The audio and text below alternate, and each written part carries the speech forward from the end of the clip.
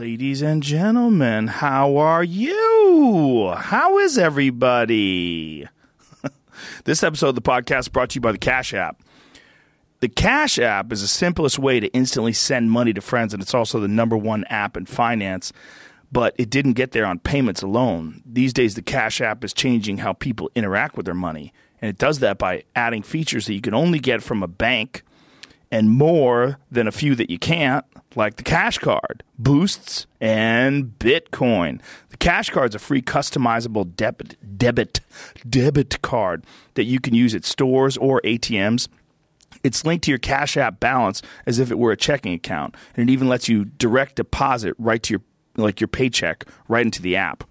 And if you're looking for an alternative to traditional banking, you're not alone, because millions of Americans have already started using the Cash Card. The Cash Card is a wonderful fucking thing, but it's even better with a rewards program like Boosts. There's never been anything like Boost. You can get instant discounts every time you swipe your Cash Card at coffee shops, Chipotle, Shake Shack, and beyond. You just tap a Boost in the app and pay with your Cash Card. Cash App is the most convenient and inexpensive way to buy, sell, and withdraw Bitcoin. 20 years ago, something like the Cash App would be hard to imagine, but now it's hard to imagine anything else. Download the Cash App for free in the App Store or the Google Play Market. And don't forget, when you download the Cash App, enter the reward code Joe Rogan, all one word. You will receive $5, and the Cash App will send $5 to our good friend Justin Wren's Fight for the Forgotten charity. We're also brought to you by Squarespace, which is the web host for JoeRogan.com. Squarespace is a solution for anybody that's thinking about getting a website made for them. You don't have to do that anymore. You used to have to do that. I'm telling you, you yourself can make a fucking badass website. They have a very easy-to-use drag-and-drop user interface and beautiful designer templates. Each website comes with a free online store. They have powerful e-commerce tools that let you sell anything online. And the ability to customize the look and feel, the settings, the products, and more with just a few clicks. Everything is optimized for mobile right out of the box. And they have built-in search engine optimization, free and secure hosting, and nothing to patch or upgrade ever. 24/7, award-winning customer support. You can't go wrong. I mean, it's very, very, very easy to make an amazing website. So easy, they want you to try it for free. Go to squarespace.com/Joe. Did I even say forward? I said like / squarespace.com/Joe for a free trial. And when you're ready to launch, use the offer code Joe to save 10% off your first purchase of a website or domain. We're also brought to you by Black Rifle Coffee. I'm actually hopped up on Black Rifle Coffee right now. There's a lot of coffee out there to choose from, folks, but there's only one company that's making an impact in the veteran community, and that is Black Rifle Coffee. I met these guys after my show in Idaho. Very cool guys. They told me the history of their company and how they started Black Rifle Coffee and why they started it. And it's actually founded by former special operations vets who combined their love of coffee with the great outdoors. And Black Rifle delivers badass roast-to-order coffee right to your doorstep. This guarantees that you're getting fresh, premium quality coffee with every order. And in addition to making great coffee and gear, Black Rifle has a coffee club that makes things very easy. No lines, no running out, just great coffee shipped right to your door every month, bullshit free. Plus, when you join their coffee club, you'll receive discounts and offers not available to other customers. Not only does Black Rifle make one hell of a cup of coffee, they also give a portion of their sales to veterans' causes. So when you choose Black Rifle, you're choosing a company that supports our veterans and serves coffee and culture to those who love America. I feel like there should be some music playing when I say that. Visit blackriflecoffee.com/Rogan and receive 15% off your order. That's blackriflecoffee.com/Rogan. Black Rifle Coffee. I can't say it. Black Rifle Coffee.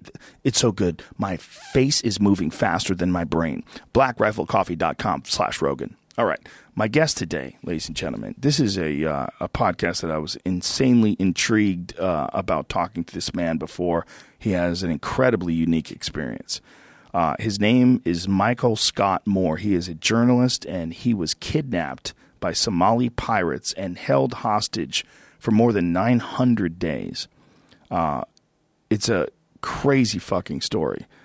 Really, really thoughtful, interesting, and intelligent person who was stuck in a terrible, terrible situation, and it was a fascinating conversation with him. And I hope you enjoy it. So please welcome Michael Scott Moore. Joe Rogan Podcast, check it out. The Joe Rogan Experience. Train by day, Joe Rogan Podcast by night, all day. Boom, and we're live. So just to give everybody a good way to start this, you have a book. The book is called The Desert and the Sea, and you have one of the most disturbing and craziest stories I think I ever read. You were kidnapped by Somali pirates, and you were held hostage for more than 2 years. Yeah. What the fuck was that like? And what does it feel like to be a free man now after all that? Are you kidding? It feels great. In America, wandering around the valley. The Valley, where I was born and raised, by the way. Were you? Yeah. This is the first time I've been back in the Valley for a couple of years now. What happened, and how did it happen? Long story. So I went to Somalia in the first place to write a book, a very different book about Somali pirates. Right in front of you. And so I'm a journalist. I was working in Berlin at the time, and I had followed the very long trial of 10 Somali pirates in Germany, in Hamburg, for about a year, all of 2011. And before that, I had already thought about going to Somalia because the pirate story was interesting in all sorts of ways that I thought other writers weren't getting to. And I had met another journalist, a documentary maker named Ashwin Rahman, who also wanted to go to Somalia for his own project. And so we talked about going for a long time. And by the end of 2011, in the middle of the trial, all our plans came together, and we wound up going in January of 2012. And we had about 10 days of good research. We both got pretty good material. And we were in a part of Somalia where other journalists had gone. So we weren't doing something that was totally off the map, you know. And on the 10th day, Ashwin flew off to Mogadishu, and I went with him to the airport. We saw him off, and it was on the way back from the airport that a truck was waiting for our car. And the truck, which was actually a technical, so a battle wagon with a cannon in the back, stopped us, aimed the cannon through the windshield, overpowered my guard, and 12 guys with Kalashnikovs pulled me out of the car. So they put me in another car, and we drove off. So from that moment on, I was a captive. Jesus Christ. And so they were obviously trying to get some hostage money. Yeah. Ransom money. No, it was about money. And I think they were hoping for both of us, by the way. Ashwin feels very lucky that he didn't get captured. So they had planned this. Yeah, and they were probably waiting for our car earlier in the morning. It was just Ashwin's good luck that we took a different route to the airport. How much money were they asking for? So the first thing they asked for me was $20 million, but that was after the first week. So I went for a week without having a phone call home. And in that period, SEALs rescued 2 other hostages from another part of central Somalia, including Jessica Buchanan, an American. And I think 9 Somali guards died in that raid. And they had some clan relationship to some of the guys holding me. And so the guys holding me were very upset. And I think that's why they asked for $20 million and more importantly, held on to that demand for so long. They held on to it for almost a year. That specific number, they wouldn't budge. Yeah, exactly. And so they were in negotiations? Yeah, there were negotiations, but they were, phony negotiations in some sense because the Somalis weren't really negotiating. So for some background for people that are unfamiliar with the situation in Somalia, if correct me if I'm wrong, that area was traditionally fishermen. And yeah, that's wrong. it's wrong. Okay, so that's actually the point of the book. That's actually one level of